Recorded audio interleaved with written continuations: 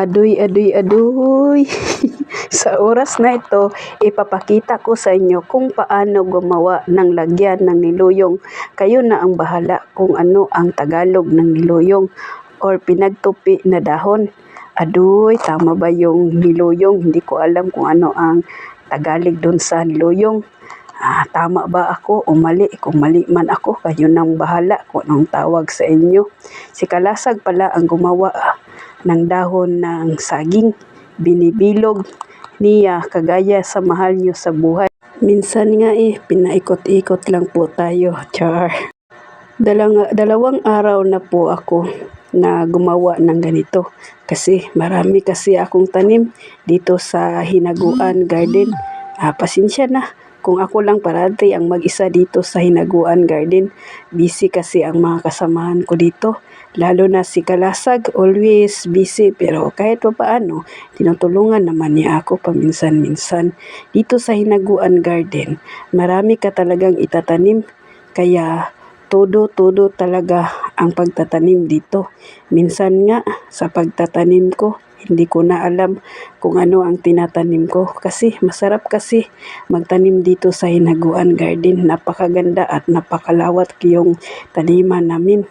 Kaya kung dito ka sa Hinaguan Garden, hindi ka talaga mapapagod or magugutom kasi maraming tanim dito pag nagsisipag ka lang. Nag-request sa akin na magtagalog or magtagalog ako sa mga vlog ko. Ginawa ko na ito ng paraan kahit magsalita ako na paputol-putol. Pero sabi ko naman, laban lang kasi masaya namang magsalita ng Tagalog. Kaya lang minsan natatawa ako pag nagsasalita na ako ng salitang Tagalog. Pero para sa inyo to, ginagawa ko para naman ma-appreciate ninyo or makita ninyo kung ano ang ginagawa ko. Ito pala yung dynamite at saka kulikot, yung siling mataas at siling maanghang. Ginagawa rin ito na pwede rin itong lagyan ng cheese.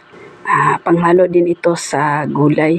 Marami akong tanim, kaya lang minsan hindi siya maayos na pagtanim dahil sa panahon. Minsan kasi ang pagtatanim may mabuhay at may mamatay. Pero lagi kong sinasabi, dapat hindi tayo mag-give up kung ano man yung pinagmula natin. Kasi balang araw, ang pagsisikap natin ay magbubunga yan ng masarap na ani at saka masarap na tagumpay. Dami nga nagtanong sa akin, sabi niya sa akin, "Sweet, ano ba ang trabaho mo?" Sabi ko naman, magsasaka. Proud po ako na tawaging magsasaka. Kahit magsasaka man ang aking pinagmulan, kailangan hindi ako mahiya kasi proud akong magsasaka. Ang buhay pala ng magsasaka, tiyaga at kailangan din kahit maulan man or mainit, go lang parati. Yun ang role ng magsasaka, no? Kahit umulan man o uminit, kailangan pa rin magsikap para naman sa kinabukasan ng ating pamilya or sa ating sarili. Basta role ng magsasaka, kahit man umulan or mainit, go pa rin. Kasi ang magsasaka, hindi yan natitinag kung ano man yung mga bagay na minsan masama yung panahon. Pero still laban pa rin kasi yung magsasaka, dito kami kumukuha ng aming mga pambili ng mga pagkain at dito din kami nabubuhay sa aming pagsasaka.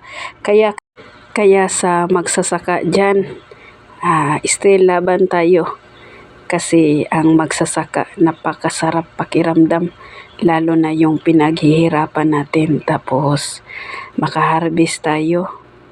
Ang sarap talagang pakiramdam tapos libre tayo ng pagkain tapos sariwang gulay.